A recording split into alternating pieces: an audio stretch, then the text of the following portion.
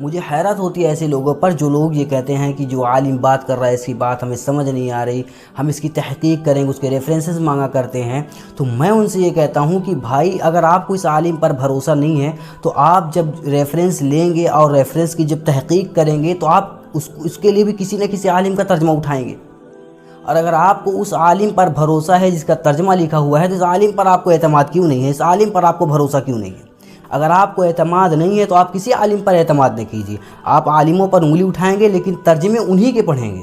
ہاں اگر آپ کو عربی عبارت میں عبور حاصل ہے، قرآن اور احادیث آپ کو عربی میں سمجھ میں آتی ہیں، ان کے معنی و مفہوم سمجھ میں آتے ہیں۔ بعض دفعہ ایسا ہوتا ہے کہ قرآن اور احادیث کے جو ظاہری معنی ہیں وہ کچھ اور ہوتے ہیں لیکن اس کا جو معنی و مفہوم وہ کچھ اور نکل رہا ہوتا ہے۔ اگر آپ کو اتنی سمجھداری ہے، آپ کو اتنا سمجھ میں آتا ہے تو آپ بے شک آپ عالم کی بات نہ مانیے، آپ خود پڑھیے قرآن حدیث۔